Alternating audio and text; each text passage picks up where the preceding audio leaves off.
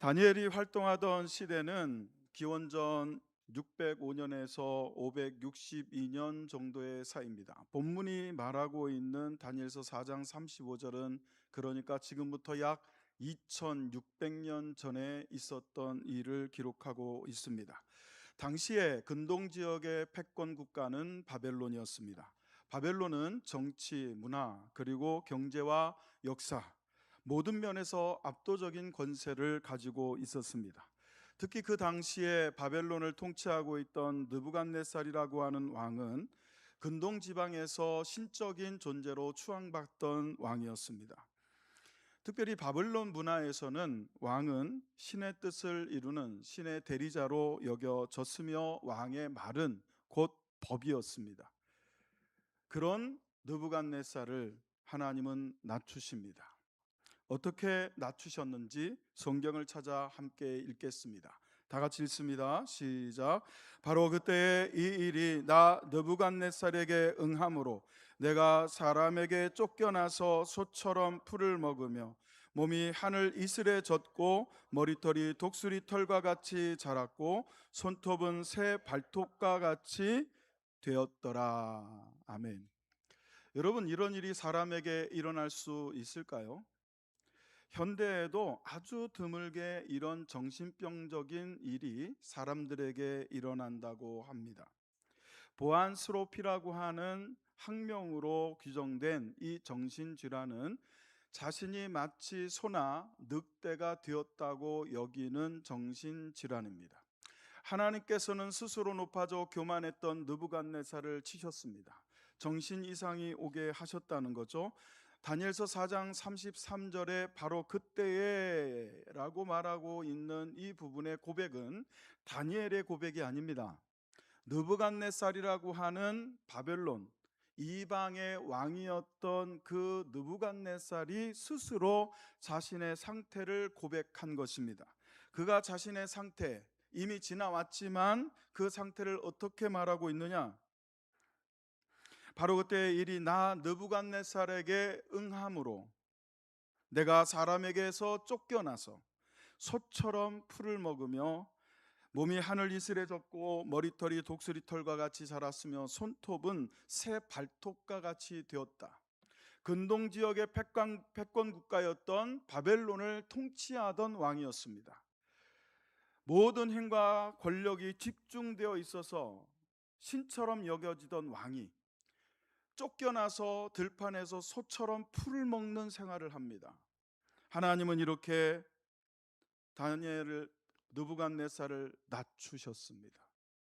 4장 33절에 느부갓네살은 스스로 자신의 상태를 이렇게 고백하고 그 느부갓네살 왕이 오늘 본문의 말씀을 통해서 자기를 이처럼 낮추신 하나님을 어떻게 선포하고 있느냐?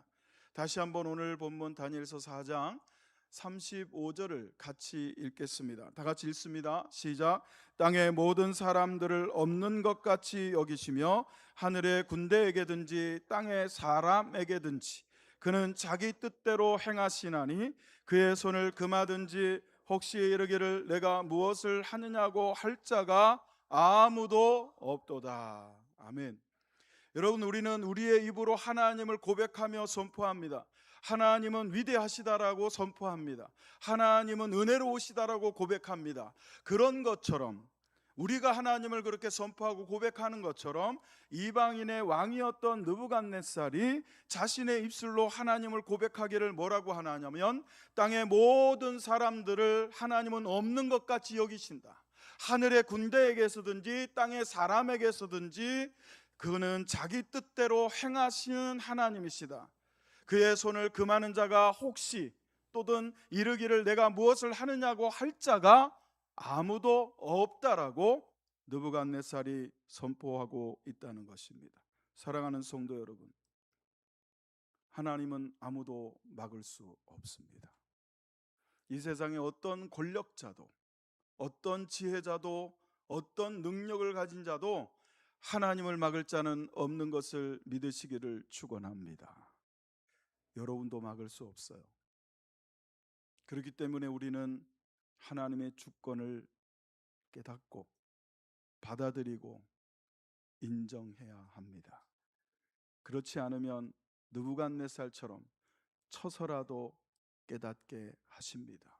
사랑하는 성도 여러분, 특별히 오늘 다니엘서 4장 35절의 말씀을 통하여 저는 누구도 막을 수 없다라는 말씀의 제목을 가지고 여러분과 함께 하나님의 은혜를 나누려고 합니다. 먼저 상반절을 같이 읽어봅니다. 다 같이 읽겠습니다. 시작. 땅의 모든 사람들을 없는 것 같이 여기시며 하늘의 군대에게든지 땅의 사람에게든지 그는 자기 뜻대로 행하신다. 여러분, 하나님이 이렇게 자기 뜻대로 행하시는 하나님이심을 믿으십니까? 땅의 모든 사람을 없는 것 같이 여기신다 그랬어요. 하나님 앞에는요, 이 땅에 있는 80억 인구가 없는 것 같이 여겨진다는 겁니다. 여기 땅의 모든 사람들을 없는 것 같이 여기신다는 것은 하나님께서 땅의 모든 사람들을 무가치하게 여기신다는 뜻이 아닙니다.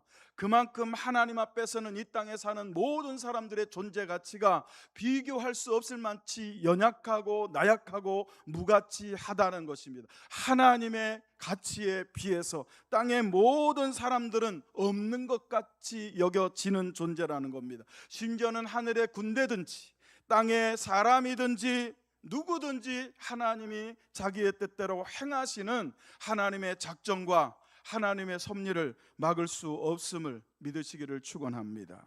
인간은 스스로 위대하다고 생각할 때가 있습니다. 자신들이 이루어놓은 문명을 보면서, 자신들이 이루어놓은 문화를 보면서 스스로 자기들을 높일 때가 있습니다. 사실은 놀랍죠. 여러분, 100층이 넘는 빌딩을 짓고 수십 미터 아래 지하철이 다니고 그 위에 사람들이 쇼핑센터를 지어서 지하로 다니면서 쇼핑을 합니다. 비행기를 타고 수천 킬로미터가 떨어져 있는 나라들을 여행을 갑니다. 그리고 여러분, 많은 질병들을 발달된 의학기술로 고칩니다. 얼마나 놀라운 일들을 이루었는지 몰라요. 그러니까 여러분, 2600년 전에 느부갓네살이 바벨론이라는 도시를 세웠을 때와는 비교할 수도 없는 성취를 사람들은 이루어가고 있습니다. 그렇기 때문에 느부갓네살보다 지금 이 시대를 사는 저와 여러분이 훨씬 더 교만해지기 쉬워요. 여러분, 그런 우리를, 그런 여러분을 하나님은 어떻게 여기시는지 성경의 증거를 찾아봅니다. 다 같이 읽겠습니다. 잠시만요. 네, 같이 읽겠습니다. 시작. 보라, 그에게는 열방이 통해 한 방울 물과 같고 저울의 작은 티끌 같으며 섬들은 떠오르는 먼지 같으니. 하나님께서 비유로 말씀하시기를 하나님께는 열방이라는 이 지구상에 있는 모든 나라를 뜻합니다. 하나님께는 이 지구상에 있는 모든 나라가 한 통의 작은 물방울 같이 여겨진다는 거예요. 저울에 올려진 작은 티끌처럼 여겨진다는 겁니다. 그리고 떠오르는 섬들은 떠오르는 먼지같이 여겨진다. 여러분, 저울에 티끌이 올라가면 무게가 측량이 될까요?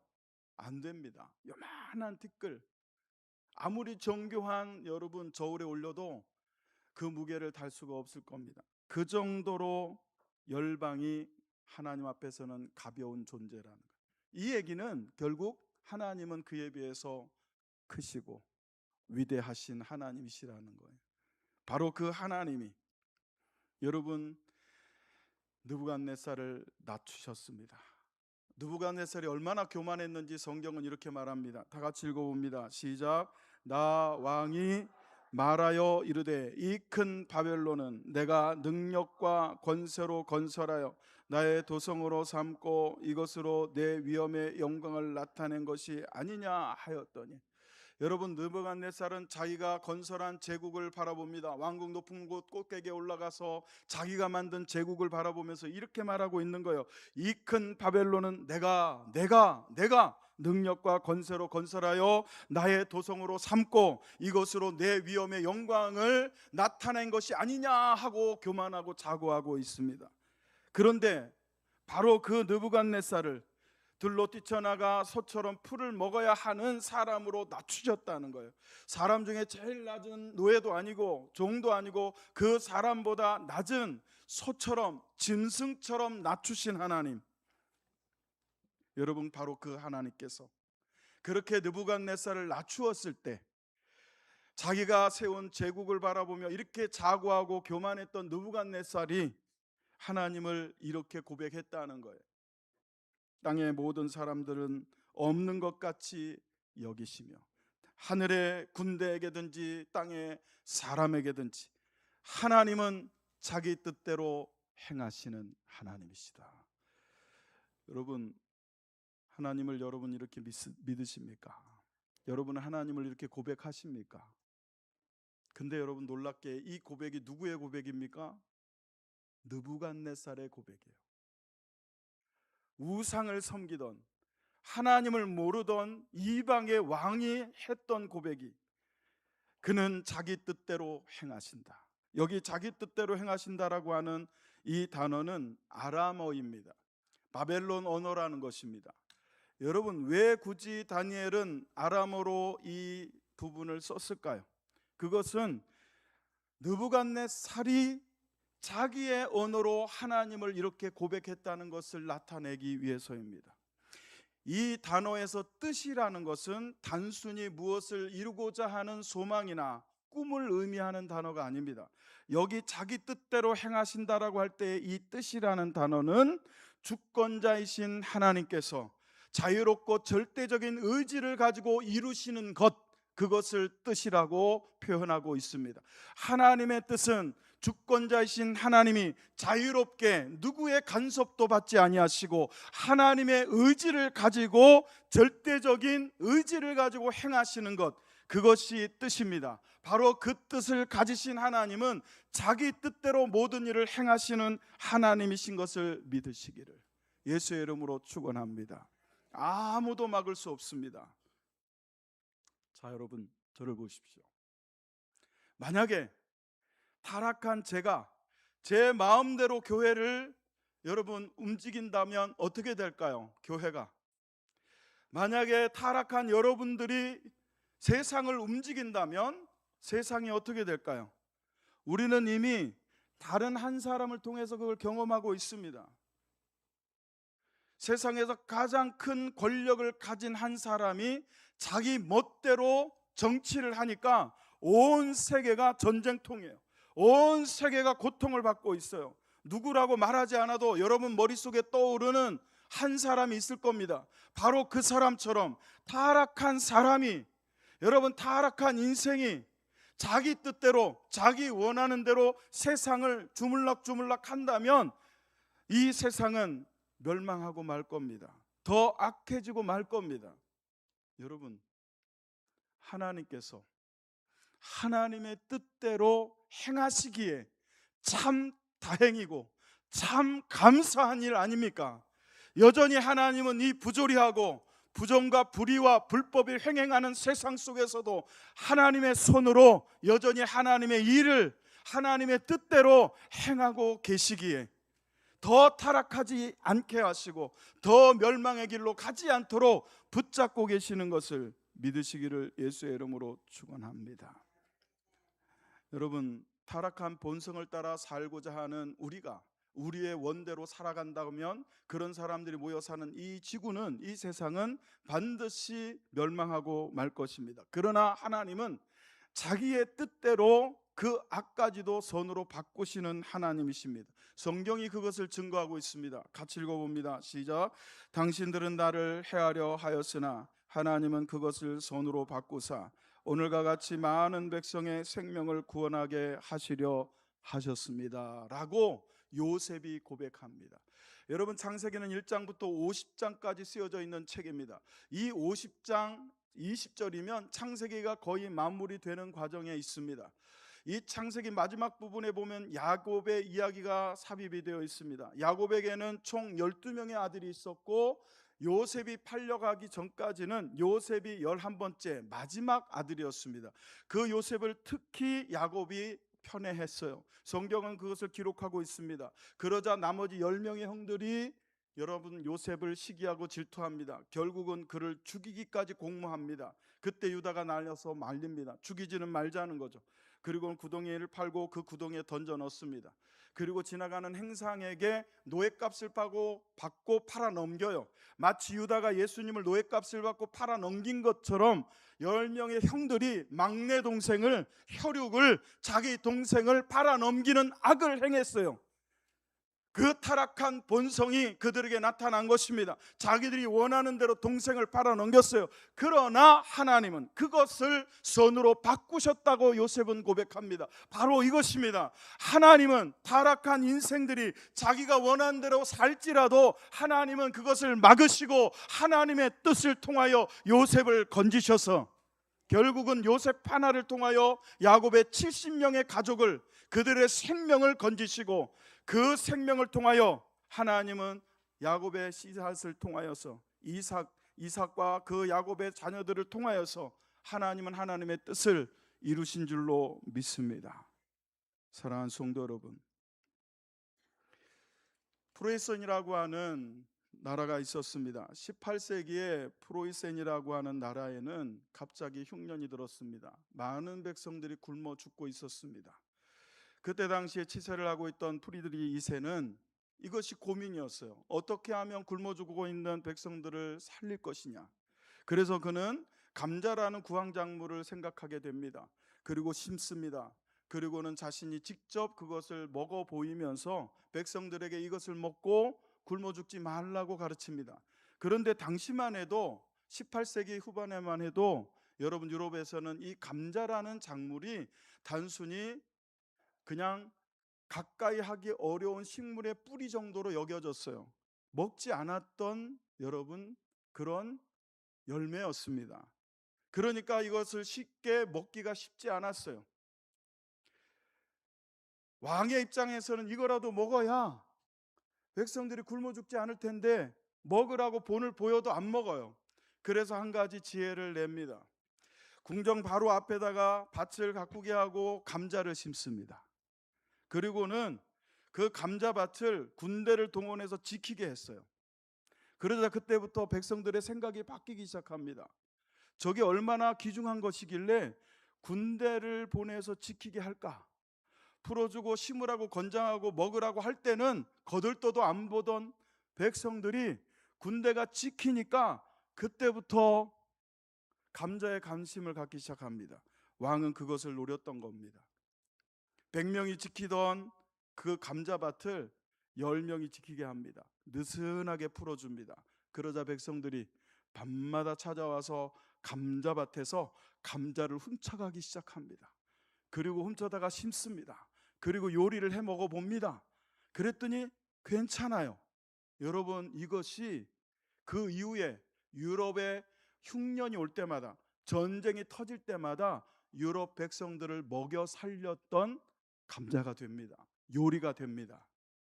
그래서 지금도요 독일에 가면 이 프리드리히 2세의 무덤이 있고 거기를 방문한 사람들은 감자를, 꽃을 얻는 게 아니라 감자를 얹어놓고 오는 것이 관례라고 해요. 여러분 저는 이 우화에서 여러분 이게 싫어합니다. 이 이야기에서 악한 우리의 모습을 봤어요. 하나님은 하나님의 백성인 여러분이 영적으로 굶주려서 영적으로 죽어가는 것을 보지 못하시고 영적인 양식인 하나님의 말씀을 읽으라, 하나님의 말씀을 먹어라, 그래야 산다, 그래야 너희의 영이 살고 그래야 너희의 삶이 살아난다라고 그렇게 가르치고 그렇게 전해도 듣지를 않아요. 먹으려 하지 않아요. 일주일 내내 성경을 한 구절도 읽지를 않아요. 성경책을 한 번도 펴지를 않아요. 하나님의 말씀을 한 번도 붙들고 살지를 않아요. 그리고는 하나님께 기도를 해도 응답이 없다고 불평해요. 하나님께 아무리 간구를 해도 내 삶이 나아지지 않는다고 여러분 그렇게 불만합니다. 사랑하는 성도 여러분, 하나님은 여러분을 살리시기를 원하시는 거예요. 여러분 하나님이 그 크신 권세와 그 그 크신 주권을 가지고 여러분을 죽이기로 작정하신 것이 하나님의 뜻이라고 해도 아무도 그것을 막을 수 없어요. 그런데 여러분, 하나님은 놀랍게도 그렇게 타락한, 아무리 먹으라 해도 불순종하는 우리에게 하나님은 아무도 막을 수 없는 주권을 가지고 하나님의 뜻대로 여러분을 살리시고 여러분을 건지시고 여러분을 구원하시는 것을 믿으시기를 예수의 이름으로 축원합니다. 그것이 하나님은 자기 뜻대로 행하신다는 것의 의미입니다. 여러분, 하나님 마음대로, 하나님이 원하시는 대로, 하나님이 기분 좋은 대로, 기분 좋으면 은혜 주시고 하나님이 기분 나쁘면 막 심판 내리시고 그렇게 자기가 원하는 대로 하신다는 뜻이 아닙니다. 여러분, 저는 이게 얼마나 다행인지 몰라요. 여러분 각자에게 하나님께서 가진 그 권세와 권능과 능력의 10,000분의 1이라도 주어진다면 여러분, 이 세상은 완전히 멸망할 겁니다. 우리의 뜻대로 해버리니까.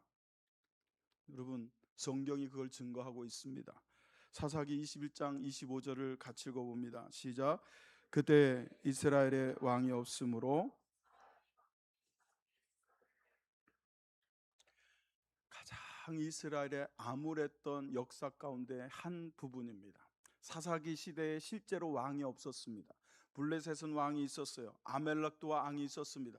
주변의 모든 이스라엘을 호시탐탐 노리던 모든 적대 국가들은 왕이 있었습니다. 애굽에는 바로가 있었습니다. 그런 왕들이 전쟁이 나면 나가서 군대를 끌고 나가 백성을 지켜주고 보호해 주는 것을 이스라엘 백성들은 본 거예요. 그런데 막상 이스라엘은 전쟁이 나도 왕이 없어요. 오합지졸인 것처럼 느껴지는 거예요. 그러니까 이스라엘에 왕이 없다라고 생각하고 어떻게 해요? 각자가, 이스라엘 백성들 하나하나가 자기가 옳다고 여겨지는 자기 뜻대로 행하더라. 실제로 그런 역사가 있었다는 거예요. 여러분, 정말 사사기 시대에 왕이 없었을까요? 혈통을 따라 세워진 왕은 없었을지라도 그때에도 이스라엘은 하나님이 왕이셨는 줄로 믿습니다. 지금 우리나라는 왕이 없어요. 그러나 우리 안에는 모든 것을 자기 뜻대로 행하시는 하나님이 왕으로 계셔야 할 줄로 믿습니다. 가끔 보면 저는 제가 왕처럼 행동을 해요. 집에서 왕처럼 대접받기를 원합니다. 저희 집사람이 저를 왕처럼 대접해 주기를 바래요. 그리고 자기는 그 사람을 왕비처럼 대접해 주지 않아요. 여러분은 어떠세요? 우리 여자 집사님들, 여자 권사님들 중에 목사님, 내 남편은 나를 왕비처럼 대접해 줘요. 속으로 손을 한번 들어보세요. 불행하게도 이쪽에는 아무도 없는 것 같이 보이는데 속으로 들었으니 제가 알 바는 아니지만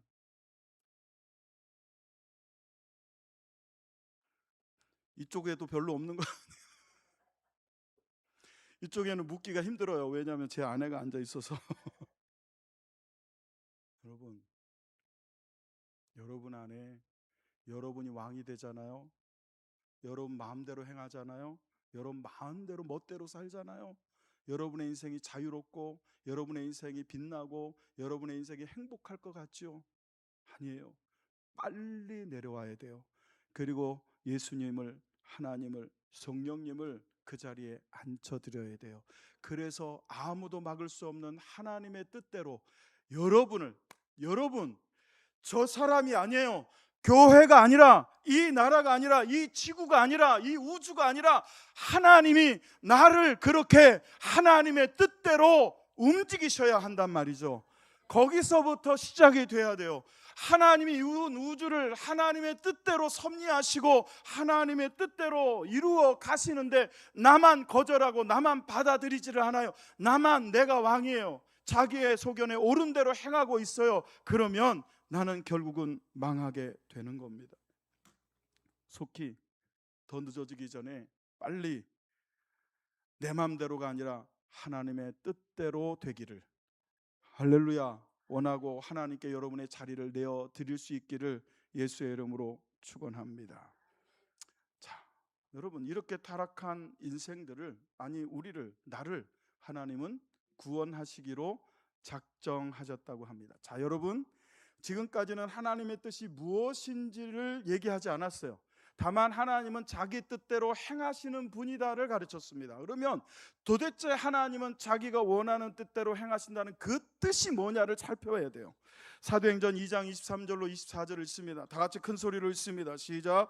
그가 하나님께서 정하신 뜻과 미리 아신 대로 내준 바 되었거늘 너희가 법 없는 자들의 손을 빌려 못 박아 죽였으나 하나님께서 그를 사망의 고통에서 풀어 살리셨으니 이는 그가 사망에 매여 있을 수 없었음이라. 아멘. 여러분, 사도행전 2장 23절을 잘 보십시오. 여기를 보시면 그가 하나님께서 정하신 뜻과 그랬습니다. 여러분, 이 장면은 예수 그리스도께서 십자가를 지고 죽으시는 장면, 그 이후에 구속의 역사가 어떻게 이루어졌는가를 사도행전에서 말하고 있는 부분입니다. 그가라는 건 예수 그리스도를 뜻합니다.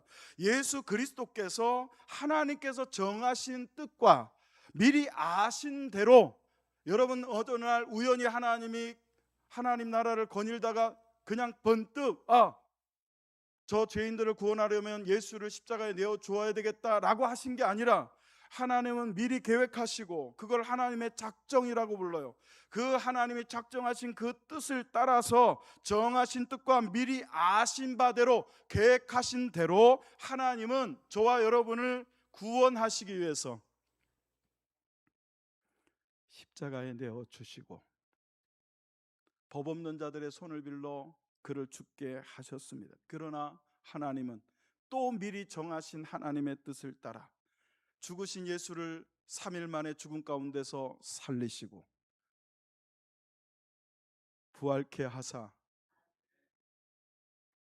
우리를 사망의 고통에서 풀어 살리신 줄로 믿습니다. 그게 하나님의 뜻이었어요. 여러분, 하나님의 뜻은 하나님이 성공하는 게 아니에요. 하나님이 영광을 받는 게 아니에요. 하나님의 뜻은 바로 여러분을 구원하시는 거예요. 하나님의 뜻은 여러분을 구원하기 위해서 예수를 보내시는 거였어요. 예수님을 죽음에 내어주는 거였어요. 그렇게 하나님은 사람들의 뜻과 타락한 본성을 따라서 악을 행하는 이 세상에 하나님의 아들을 보내시고 그리고 그 아들을 통하여 여러분을 구원에 이르게 하신 것을 믿으시기를 예수의 이름으로 축원합니다. 바로 그 하나님의 뜻을 아무도 막을 수 없다는 거예요. 얼마 전 이 나라에서 절대로 일어나서는 안 되는 안타까운 일이 일어났습니다. 딸을 가진 제 입장에서는 너무 끔찍해요. 생각만 해도 끔찍합니다. 기사와 뉴스를 보기도 두려울 정도예요. 그저 심심하다는, 그저 삶이 재미없다는 이유로 사람을 죽이기로 결심을 하고 칼을 사서 들고 다니다가 홀로 늦게 집으로 귀가하던 17살짜리 여고생을 칼로 찔러서 살해를 했어요. 여러분, 이런 일이 지금 일어나고 있어요. 그 악함이 우리에게는 없을까요? 예수님은 그래요.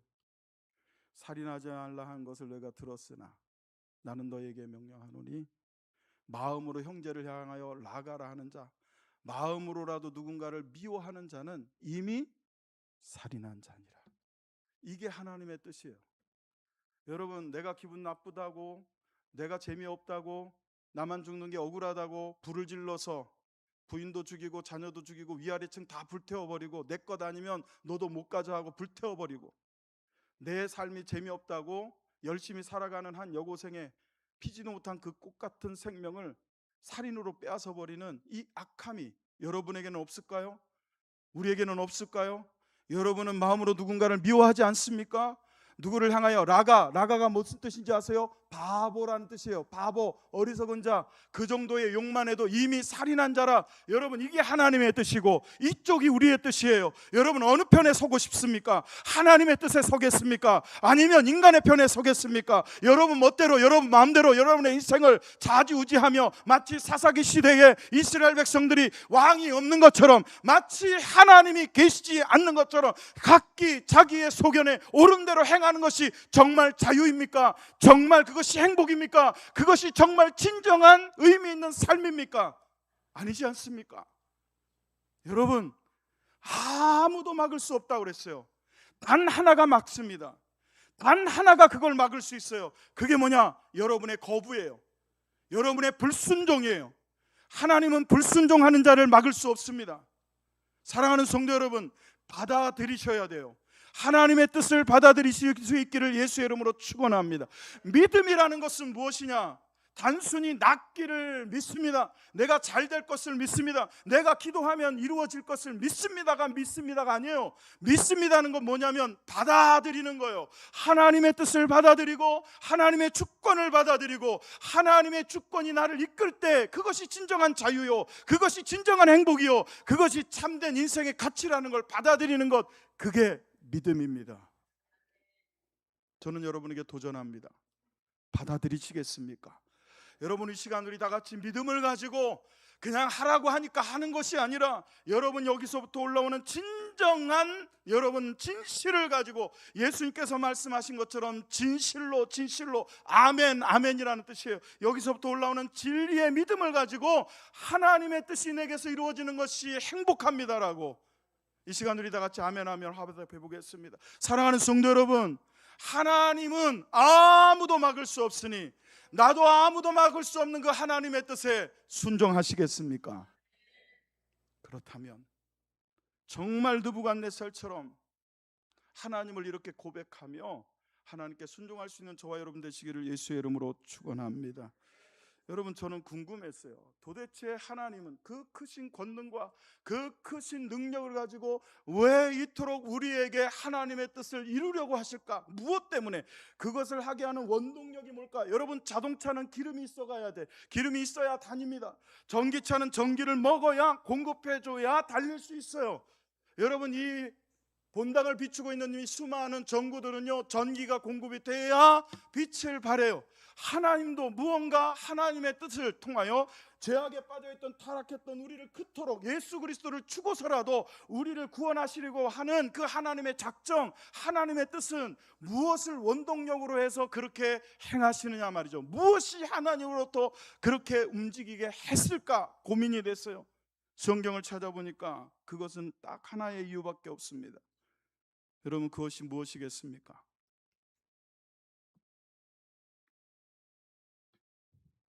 다 같이 읽어봅니다. 다 같이 읽습니다. 시작. 하나님이 우리를 사랑하시는 사랑을 우리가 알고 믿었노니 하나님은 사랑이시라. 사랑 안에 거하는 자는 하나님 안에 거하.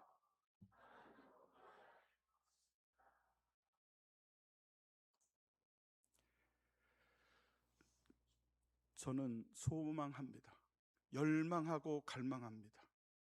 제 인생을 통하여, 저 전 인생을 통하여, 저의 남은 인생이 얼마가 될지는 모르지만 지금까지 살아온 인생과 앞으로 살아갈 인생 전부를 통하여 하나님의 사랑을 요만큼이라도 정말 진실되게 깨닫기를 열망하고 갈망합니다.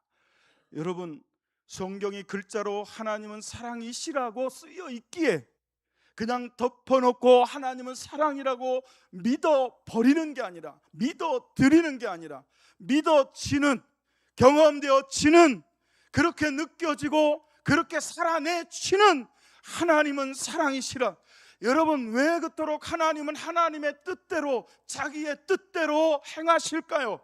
타락한 우리를 건져내시기 위해서 예수 그리스도를 십자가에 내어주시기로 작정하시고, 예수님은 그 하나님의 작정을 따라 순종하셔서 여러분, 내 마음이 고민하여 죽게 되었다고 할 정도로 온 지구상에 있는 인류의 그 죄의 짐이 무겁게 예수님의 어깨를 짓누르고 있는데도 포기하지 아니하시고, 아버지여 할만하시거든 이 잔이 내게서 지나가게 하옵소서. 그러나 내 뜻대로 내 원대로 하지 마옵시고 아버지의 뜻대로 되기를 원하나이다. 아버지의 뜻대로 저들을 구원하시기를 원하나이다.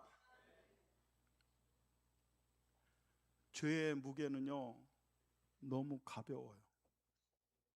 만약에 여러분이 거짓말 한 번 할 때마다 1kg짜리 아령이 하나 어깨에 올려진다고 하면, 그리고 여러분이 누군가를 미워하고 질기하고 시기하고 질투해서 마음속으로부터 막 부글부글 분노한다면 10kg짜리 아령 같은 것이 여기에 하나 실제로 얹어진다면 여러분은 다시는 죄짓지 않을 거예요. 그런데 죄의 무게는 그렇게 물리적으로 느껴지지 않아요. 그러나 그 죄의 무게는요 여러분 지옥으로 끌고 갈 만큼 강력하고 지옥으로 끌려갈 만큼 무거운 거예요. 그 죄의 짐을 예수님이 십자가 앞에서 다 느끼셨기에, 여러분 그것을 느끼신 예수님이 내가 고민하여 죽게 되었도다라고 말씀하신 거예요. 여러분 어깨에 있을 뿐만 아니라 여러분의 영혼을 짓누르고 있는 그 죄의 짐을 벗어버리게 하시는 것이 하나님의 뜻이었어요. 그 하나님께서 여러분 그 하나님의 사랑으로, 아무도 막을 수 없는 하나님의 사랑으로 여러분을 건져내신 것을 믿으시기를 축원합니다. 여러분 그 광주의 살해자, 여러분이 용서할 위치도 아니고 권리도 없지만 용서할 수 있겠습니까? 여러분의 정말 끔찍하지만 자녀를 누군가 그렇게 해했다면 여러분은 그 사람을 용서할 수 있겠습니까? 그런데 여러분 예수를 십자가에 못 박아라, 예수를 십자가에 넘겨주라고 외쳤던 그 인류를 하나님은 용서하셨어요. 자기 아들을 십자가에 내어준 그 사람들을 아버지여 저들을 용서하소서, 저들은 저들이 하는 일을 알지 못합니다라고 예수님은 십자가에 치시면서 이미 용서하셨어요. 그 사람들 중에 우리가 있는 겁니다. 왜? 하나님은 사랑이시기 때문에 그렇습니다. 여러분 아무도 막을 수 없는 하나님, 왜 막을 수 없느냐? 하나님은 사랑이시기 때문에 아무도 막을 수 없는 거예요. 하나님은 사랑이시기 때문에 하나님을 아무도 막을 수 없다는 것은 결국 하나님의 사랑을 아무도 막을 수 없다는 뜻입니다. 성경이 이것을 그렇게 증거합니다. 다 같이 읽어봅니다. 시작. 누가 우리를 그리스도의 사랑에서 끊으리요? 환난이나 공고나 박해나 기근이나 적신이나 위험이나 칼이라. 내가 확신하노니 사망이나 생명이나 천사들이나 권세자들이나 현재일이나 장래일이나 능력이나 높음이나 깊음이나 다른 어떤 피조물이라도 우리를 우리 주 그리스도 예수 안에 있는 하나님의 사랑에서 막을 수 없고 끊을 수 없고, 할렐루야, 떼어놓을 수 없는 것을 믿으시기를 축원합니다. 그렇습니다. 여러분 왜 하나님을 막을 수 없을까요? 하나님은 사랑이시기 때문에, 그리고 그 사랑의 하나님이 여러분을 사랑하시기 때문에, 그것이 하나님의 뜻입니다. 하나님은 여러분을 사랑하시기로 뜻을 정하셨어요. 한 비행기에 조종사를 비롯한 5명의 승객이 타고 있었습니다. 그런데 갑자기 비행기에 사고가 생겨서 추락을 하기 시작합니다. 낙하산은 4개밖에 없습니다. 비행기 안에 사람은 5명입니다. 추락하기 시작하자 조종사가 잽싸게 하나를 메고 뛰어내렸습니다. 옆에 있던 사업가가 나는 나라 경제를 살려야 되니까 살아야 되겠습니다 하고 또 메고 뛰어내렸습니다. 군인이 나는 나라를 지켜야 된다 하고 메고 뛰어내렸습니다. 이제 낙하산이 몇 개 남았습니까? 하나 남았습니다. 사람은 몇 명 남았습니까? 2사람 남았습니다. 그 중에 하나는 목사였고 하나는 학생이었습니다. 저 같으면 그렇게 안 했을 텐데, 참 훌륭하신 목사님은 얘야, 나는 이미 하나님의 뜻을, 하나님의 사명을 다 이루었으니 그리고 너는 앞으로도 살아야 하니 네가 남은 한계를 메고 뛰어내리거라. 그리고 너는 살아라. 그렇게 얘기했다고 그래요. 그랬더니 학생이 씩 웃으면서 그럽니다. 목사님, 우리 둘 다 안 죽을 수 있습니다. 아니 어떻게? 그랬더니 아까 나라 경제 살리겠다고 먼저 뛰어내린 사업가가 제 책가방을 메고 뛰어내렸습니다. 그러더래요.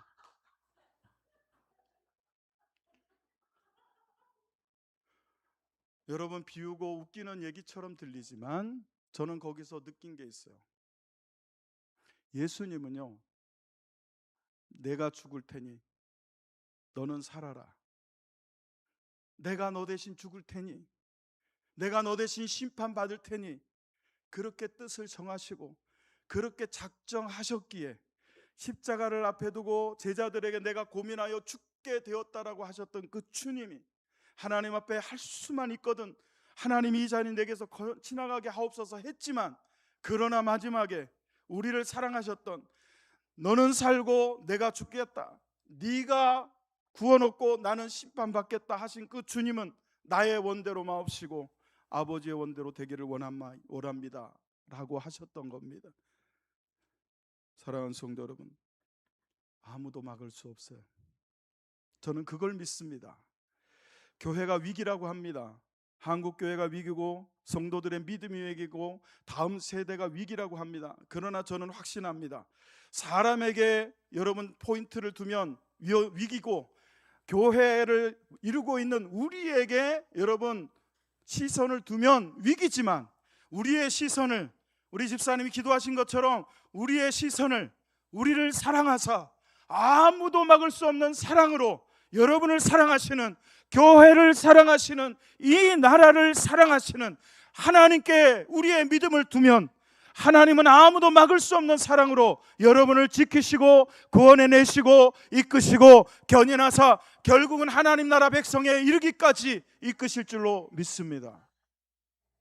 서정 장로교회가 바로 이 아무도 막을 수 없는 하나님의 사랑을 삶 가운데서 지식이 아니라 이 마음으로, 그리고 여러분 말씀이 그냥 기록된 책이 아니라 여러분의 삶의 등이요 빛이 되는 삶을 살아서 아무도 막을 수 없는, 여러분이 그렇게 기도하고 교회 가자고 하고 예수 믿자고 해도 버팅기고 버티고 나는 안 믿을 거야, 너나 믿어, 엄마나 가요, 아버지나 가세요, 너나 가라 하는 그 사람도 하나님이 작정하시고 하나님의 뜻대로 행하시면 아무도 그 사랑 막을 수 없는 줄로 믿습니다. 그 증거가 저예요. 그 증거가 저희 아버지고 그 증거 여러분 하나하나입니다. 앞으로 이 증인들을 이 교회에 더 가득히 채워가는 저와 여러분 되시기를 예수의 이름으로 축원합니다. 사랑하는 성도 여러분, 우리 함께 찬양하며 아무도 막을 수 없는 하나님의 사랑, 아무도 막을 수 없는 하나님의 뜻, 그 사랑과 그 뜻이 서정 장로교를 통하여 흘러가게 하시고 나를 통하여 이루어지게 하옵소서 결단하고 기도하겠습니다.